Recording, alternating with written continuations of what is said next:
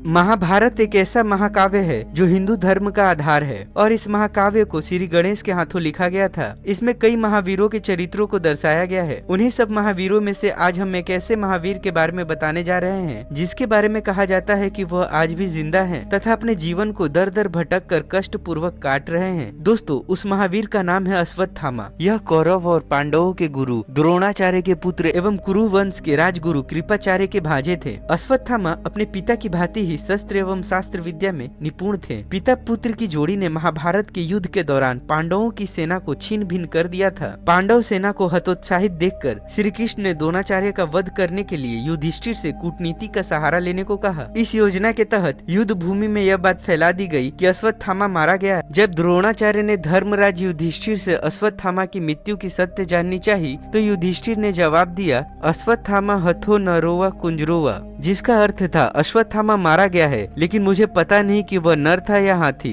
द्रोणाचार्य ने बस मरने की बात सुनी और बात सुन न पाए। मरने की बात सुनकर गुरु द्रोण पुत्र मोह में शस्त्र त्याग कर युद्ध भूमि में बैठ गए और उसी अवसर का लाभ उठाकर पंचाल नरेश द्रुपद के पुत्र धृष्टद्युम्न ने उनका वध कर दिया। पिता की मृत्यु ने अश्वत्थामा को विचलित कर दिया और जब उन्हें पता चला कि उनके पिता की हत्या छल से की गई है, तब वे बदला लेने के लिए पांडव पुत्रों सहित धृष्टद्युम्न की हत्या कर दी और पांडव वंश के समूचे नाश करने के लिए उत्तरा के गर्भ में पल रहे अभिमन्यु के पुत्र परीक्षित को मारने के लिए ब्रह्मास्त्र चलाया। तब भगवान श्री कृष्ण ने परीक्षित की रक्षा कर दंड स्वरूप अश्वत्थामा के माथे पर लगी मणि निकालकर उन्हें तेजहीन कर दिया और युगों युगों तक भटकते रहने का श्राप दे दिया तथा साथ ही यह भी कहा कि उनके माथे का घाव उन्हें निरंतर कष्ट देता रहेगा और वह कभी ठीक नहीं होगा। कहा जाता है कि तब से ही अश्वत्थामा उस कष्ट को भोगते हुए धरती पर भटक रहा है। कुछ लोगों का मानना है कि श्राप के बाद वह रेगिस्तानी क्षेत्र में चला गया और वीर होने के बावजूद भी मौत के लिए भटक रहा है। कुछ लोगों का यह भी मानना है कि अश्वत्थामा शिव का बहुत बड़ा भक्त है तथा वह असीरगढ़ किले में स्थित तालाब में स्नान करके शिव मंदिर में पूजा अर्चना करने जाते हैं और साथ ही कुछ लोग यह भी कहते हैं कि वे उतावली नदी में स्नान करके पूजा के लिए यहाँ आते हैं। आश्चर्य की बात यह है कि पहाड़ की चोटी पर बने इस किले में स्थित यह तालाब बुरहानपुर की तपती गर्मी में भी कभी सूखा नहीं है। तालाब के थोड़ा सा आगे गुप्तेश्वर महादेव का मंदिर है।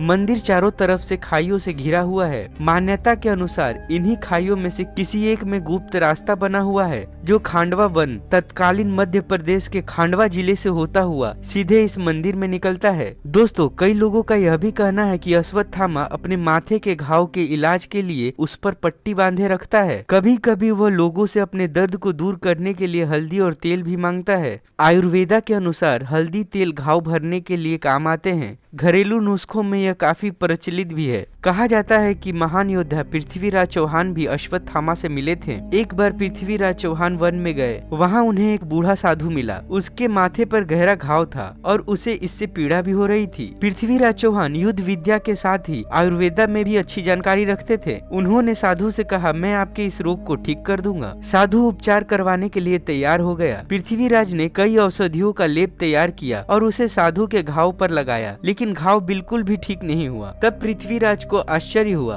क्योंकि उन्होंने जिन औषधियों का लेप तैयार किया था उससे कितना भी गहरा घाव ठीक हो सकता था। आखिरकार एक दिन उन्होंने उनसे पूछ ही लिया, आप मुझे साधारण मानव नहीं लगते हैं, क्या आप अश्वत्थामा हैं? क्योंकि आयुर्वेदा की कोई भी औषधि सिर्फ अश्वत्थामा के ही घाव को ठीक नहीं कर सकती। कहा जाता है कि उस बुजुर्ग साधु ने यह बात स्वीकार कर ली कि वह अश्वत्थामा ही है। यह विवरण पृथ्वीराज रासो में दिया गया है जो कि 12वीं सदी में लिखी गई पुस्तक है और कई ज्ञाता यह भी कहते हैं कि अश्वत्थामा ने पृथ्वीराज को शब्द भेदी बाण का प्रयोग करने की विधि भी सिखाई। इस बात में कितनी सच्चाई है यह सिद्ध करना तो असंभव ही है क्योंकि पृथ्वीराज भी अब इस दुनिया में नहीं रहे और अश्वत्थामा के बारे में ऐसी ढेरों कहानियां हैं। फिर भी यह रहस्य तो बरकरार ही है कि अश्वत्थामा कहाँ गया, क्योंकि किसी भी ग्रंथ में उनकी मौत का जिक्र नहीं किया गया और सभी प्रमाण इस संबंध में मौन है। तो चलिए दोस्तों, आज की वीडियो हम इसी रहस्यमय किस्से के साथ खत्म करते हैं। आप हमें कमेंट बॉक्स में बताएं कि आपको यह वीडियो कैसा लगा और अगर अच्छा लगा हो तो इसे लाइक करें, साथ ही अपने दोस्तों में शेयर करें और ऐसे ही रहस्यमय किस्सों को जानने के लिए हमारे चैनल को सब्सक्राइब करें और बगल के बेल आइकन को प्रेस करना ना भूलें ताकि हमारी आने वाली नई वीडियो का नोटिफिकेशन आप तक सबसे पहले पहुंचे। धन्यवाद।